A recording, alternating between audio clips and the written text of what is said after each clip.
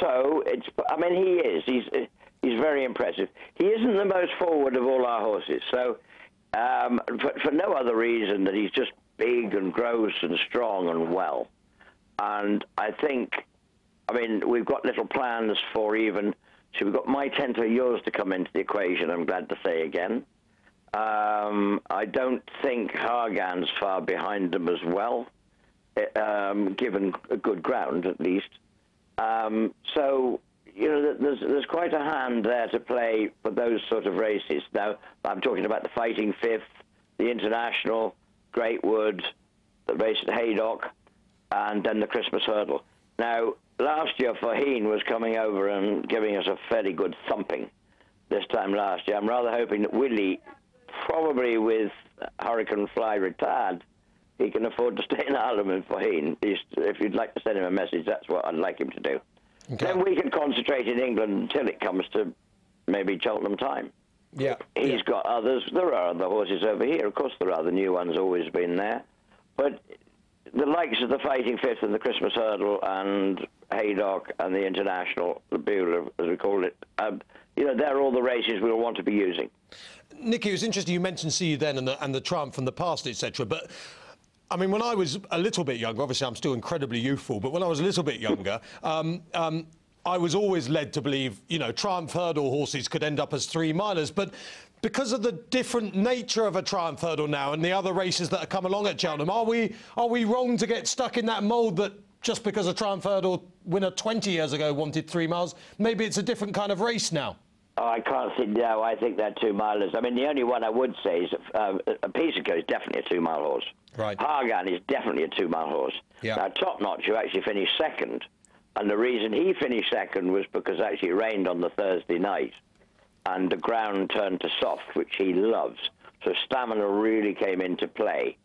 And I adore Top Notch. He's an absolute he's a brick of a horse. He's not very big, but I love him.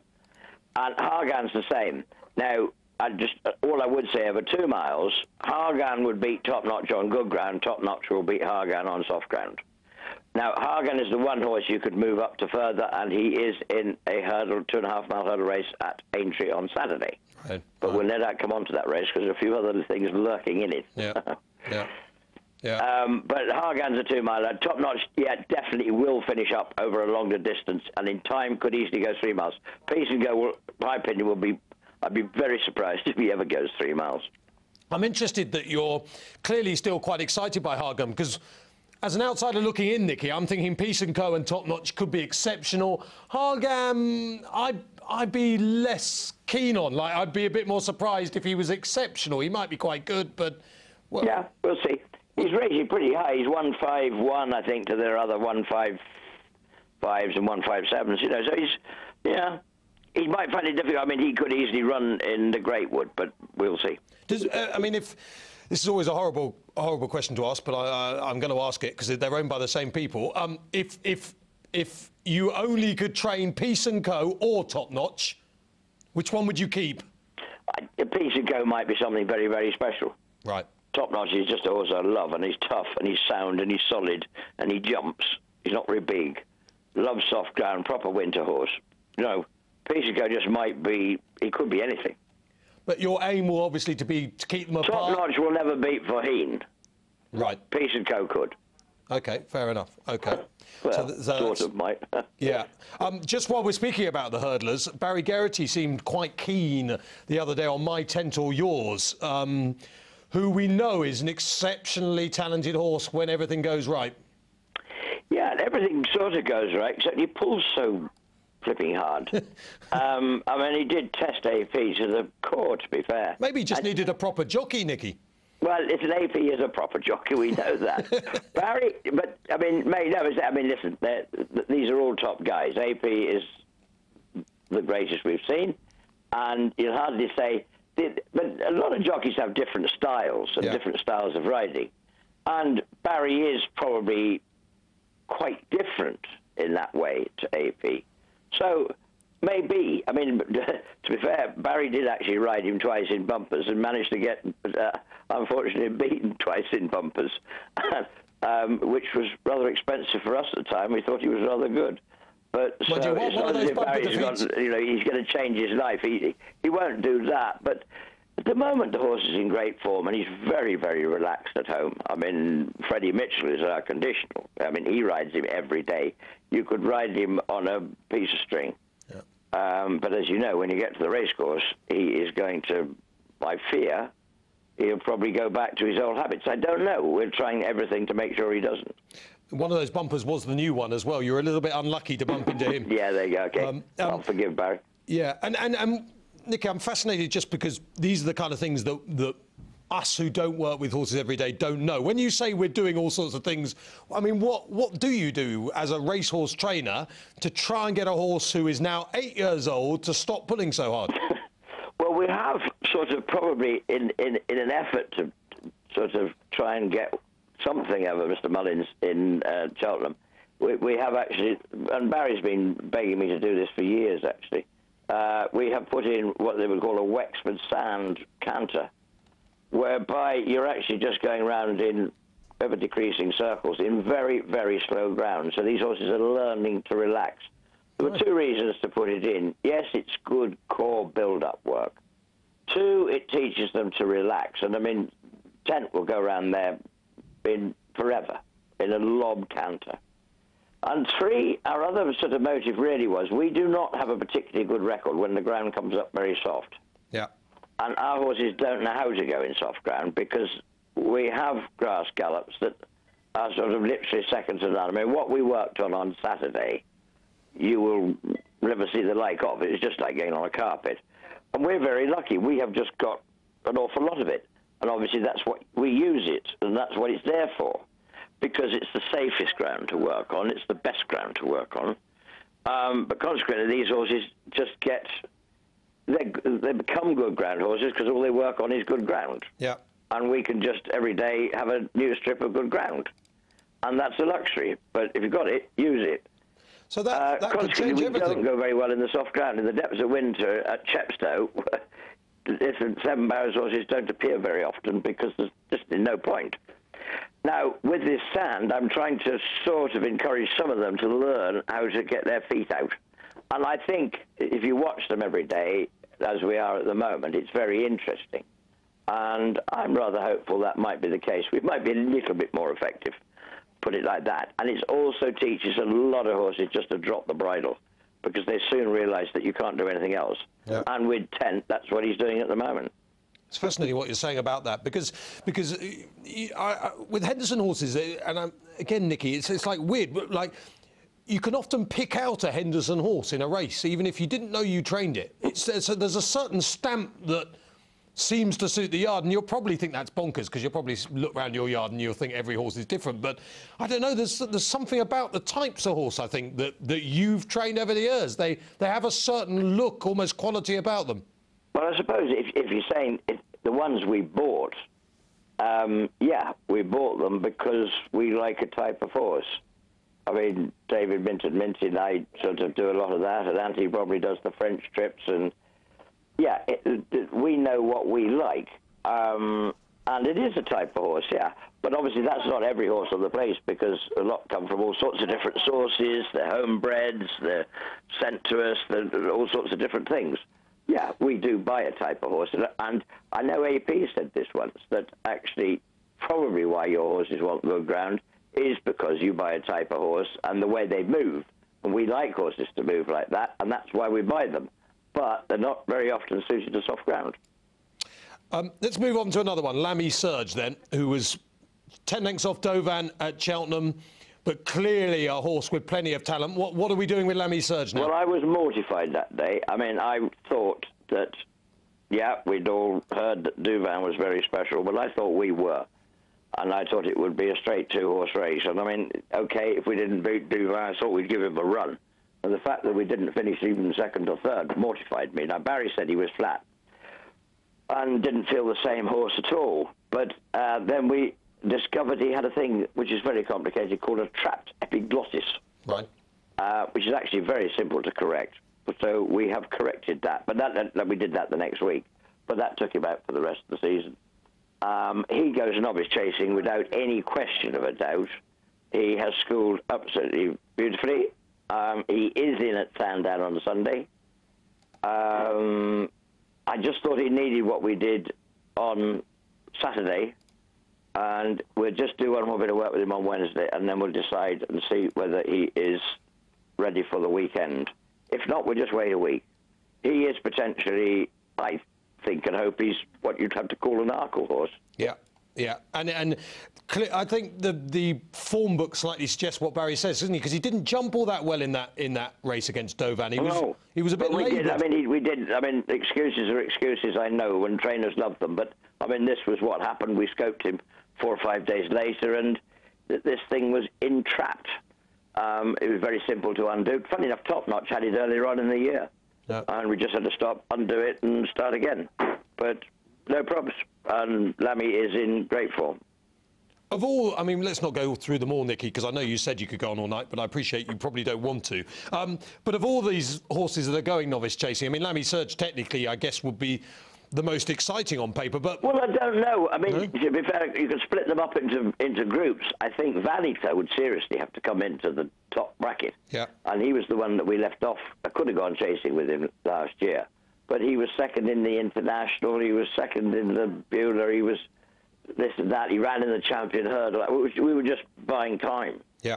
And actually, he won a lot of prizes, but he didn't win a race last year. It was very hard to, because he probably wasn't just quite... he wasn't in the top 10 over hurdles, but he was... Well, he was, actually. He's going to be some chaser. I think they're the 2-milers. Yeah. I think you could look at Volney de Tay, Vita de Rock, Karachi Apache... Might Bite. I haven't got the list in front of me, unfortunately. I know there's 18 rated over 140 to go novice chasing. And they've beat that. I think he'll be very good. Yeah. Having said that, the one that won't whisper is going to stay over hurdles. And I would hope he's a world hurdle horse. But, no, I hope these novice chasers are going to be exciting, because as we go back to your viewer that mentioned very sensibly where were all the chasers last year. Hopefully we're going to find them this year. The infamous Robert. Can I throw just one at you, who I suspect works the house down at home, and I'm presuming he's going chasing, and maybe that will just be the making of him, or you may just say he's just not quite as good as we all want him to be. West Wizard. Well, actually, I'm afraid he's not back with me. Oh, right. He's transferred. Oh. Sadly, I like him. I've always thought he had got talent, yes.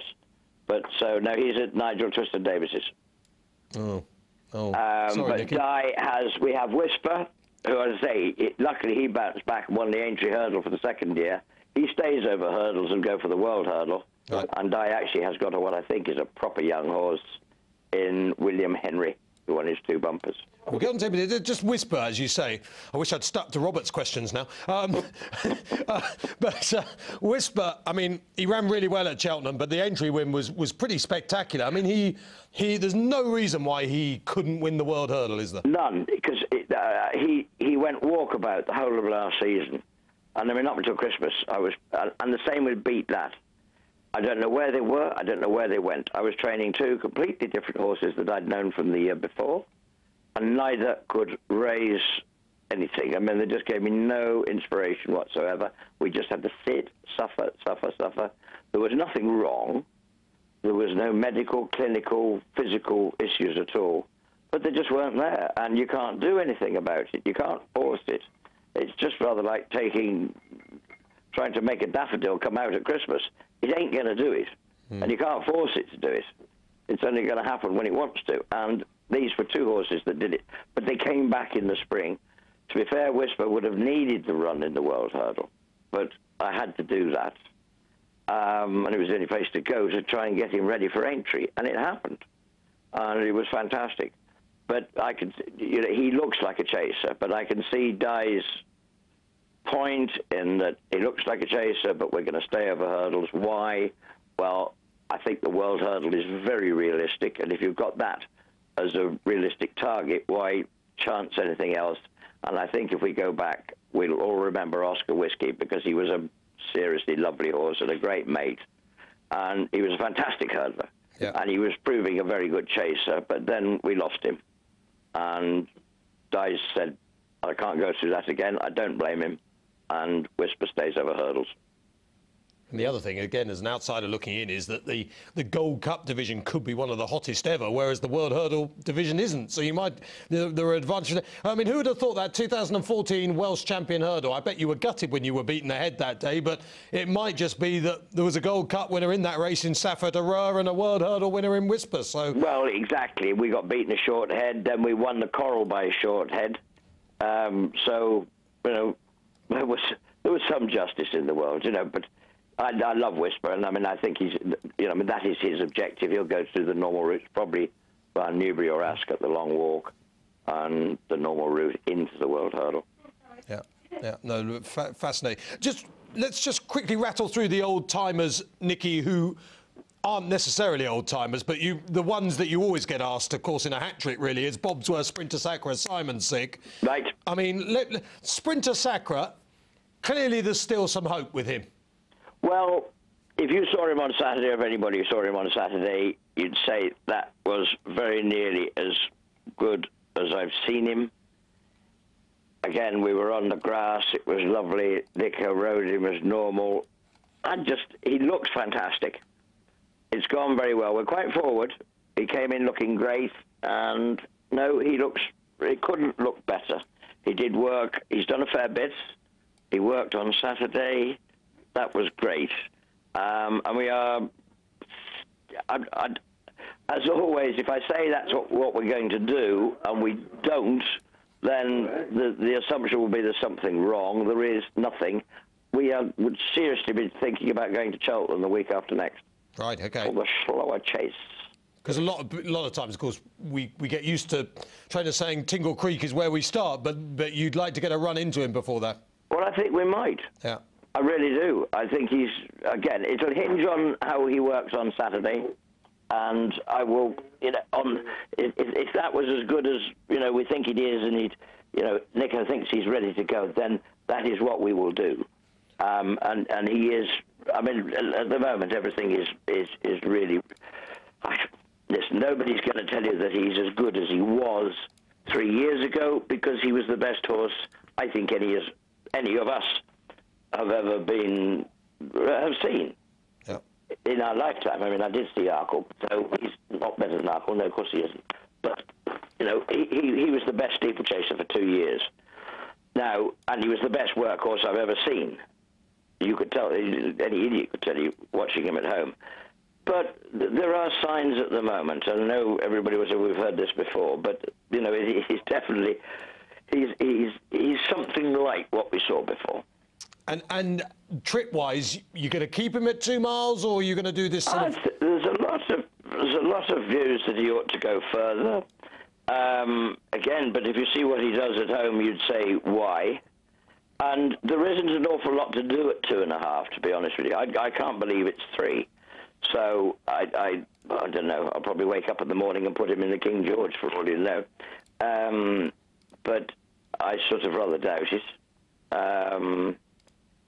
I still think he's a 2-miler. He'd get 2.5. He won 2.5 at Aintree. But when you think what he was doing in those 2-mile chases, I mean, he could put the race to bed at any stage of the race he liked, just by a change of gear and off and away. There won't be a single viewer watching Nicky who doesn't want him to come back. But equally, I think slightly, as you've hinted, a lot of people are sort of probably thinking, surely he won't come back, if that makes sense. It's like they're desperate for him to, but they've sort of gone on to Underso and Votor and the sort of the rising stars, I guess. And quite rightly so. He's been missing for 2 years. And the same with Simon Sigg and the same with Bobsworth. My job is to try and get them back. I can only say it as I see it. And we've, you know, it's been a very, very tough time for all of us, for the team at home, for the owners and everything, to sit there with what are potentially the best horses in the country not playing. And you know you've got them, and we've had those glory days. They were wonderful when they happened, but it hurts like hell when you can't get them back. and that is our job to try and do so. And just at this very moment, we are very close to all three running, and with a bit of, well, confidence, certainly not, no, but a certain amount of optimism anyway. Yeah. Funny enough, I just got a completely different subject. I just got a text through on my phone from someone who will remain nameless, and it just says, Matt, the new Gallop sand at Henderson's is unbelievable. It's so deep, strengthens and conditions them, gets them used to winter conditions. So there's someone out there who thinks you've done the right thing there, Nicky. Well, I mean, actually, the boys that have all ridden on it, the jockeys and everybody, they all say it's great. They like it. I mean, we're probably having to. I mean, this is what Willie Mullins and Gordon Elliott, I think, and everybody have been doing for years. We're just, I'm a bit the old stager these days, but it doesn't mean we're always looking for the new trick, if you like. Well, it's not a new trick, but we've got to grow up with the times and get modern, and if that's what's going to help us, then let's hope it works. And Simon Sigg's getting on a bit now. He's going to be 10 come the Cheltenham Festival. I mean, he's got no entries. What? He has. He's going to run at Aintree on Saturday. He's got one entry at Aintree on Saturday, which hasn't quite hit the computer yet. There you are. So he's ready to go. There's your hot news. Right. He will run in the 2.5 mile condition hurdle at Aintree on Saturday. And just now, how excited are you? I mean, that is the plan. We had him in at Holdham tomorrow in Exeter. Yeah. I just think a run over hurdles will do him good. And he's in good order. Everything's gone very well. Jerry McGrath has been doing, but he's ridden him every single day since he came back in, and has done brilliantly on him because he just needs to relax a little bit. And I think if we went over fences, he just could get. He could rush it a bit, whereas we can try and I just want to put him back to sleep in behind some horses over hurdles and get a run into him. 2.5 miles. I would think if the ground's on the easy side, Top Notch could easily run as well. And I have even got Bobsworth in the race as well. And it's not to say he wouldn't run, depends on how he works tomorrow. So, but Simon is a definite runner, as we plan at the moment. That's fantastic. And he's a fascinating horse because he was a bit of a loony over fences in that he tended to go off by the clappers. But it's so easy to forget that he won the Cheltenham hurdle over 2 mile 5, held up off the pace sort of thing. And by miles. Yeah. I mean, never came off the bridle. He's a seriously, seriously good horse. And I can only tell you he wasn't actually right when he won the Arkle, but he still won. And that's the last time he ran. Yeah. That was 2.5 years ago. He is, all I can say again, even with his work at the moment and everything, he is still a seriously, seriously talented horse. And when he and Sprinter Sacre were there together, you have never, it was scary. They were so good. And we did they did do some bits of work together, but only to let them complement each other. I mean, when you do that sort of thing, you have to have, A, 2 very good riders on them, and B, and then they actually help each other. Yep. And, they were wonderful days. There were 2 spectacular horses, and, if they did work together, by golly, you had to keep the lid on it because, and they did, it was never a test or a, but they complemented each other. And good horses make good horses. And Nicky, I can believe you can get Sprinter back, and I can believe you can get Simon Sigg back. But having watched Bobsworth off 159 in the Bet 365, if you get him back, it will be one of your greatest achievements because he, in my book at least, he'd gone at the game by the end of the Sandown. But what do you think? It's difficult to know what those sort of the races they've been through during their career, how much it actually takes out of them. And I think if you go back to Sprinter, possibly that one year, I think if I ever made a mistake, it was after he'd won the Champion Chase. It looked so easy. We were always going to go to Punchestown, and I slipped Aintree in as well. And he won that easily, and he went to Punchestown and won easily, but, there was just, as Barry said, we were only 90% that day. Those races, it looks as if it's easy, but no Grade 1 in those big amphitheatres are easy for a horse. It's just they have so much raw ability. But it's a mental battle as well. if you know what I mean. They have to go through the preliminaries. They go through that. And with Sprinter, he's such a showman. You know, he's putting an enormous amount into it, even if the race looks easy. And you just never know how much you get out of them. Bosworth went to 3 Cheltenham festivals in 3 consecutive years, in 3 different races, and that's where he held a record, or a joint record. He won at 3 consecutive festivals, winning 3 different races. And again, he wears his heart on his sleeve. He's no superstar at home. He's no superstar anywhere, really. But he's just the greatest trier in the world. And I think he just used to put so much into life that you never know how much it was actually, how deep he was digging. And, you know, sometimes, you know, eventually those battle scars are hard to bear. And I mean, he's in the Hennessy. He won the Hennessy off 160. He must be down to about 155 or something like that. 151. 151, is he? I mean, he's chucked in the Hennessy. Presumably, you've got to go for that and hope, haven't you? Well, that is our plan at the moment, and that's why I'm quite keen to even give him a run just in a 2.5-mile hurdle race on Saturday. We were trying to Westby last weekend for the 3-miler. Yeah. But with the time factor, it's just possible he will turn up on Saturday. But we have to work again and discuss. Nick, I'll try and wrap things up relatively quickly now for you, but just Joss's Hill, I mean, obviously, in the champion chase, you'll be looking around for good 2-mile condition chases for him, presumably. Sorry, for who? Joss's Hill? Joss's Hill, yeah, he's going to be very, very hard to place. I mean, he was heading for a good handicap mark, but Barry was always adamant that he was still an Arkle horse and he would be competitive, and he was. And he ran a great race. Yeah.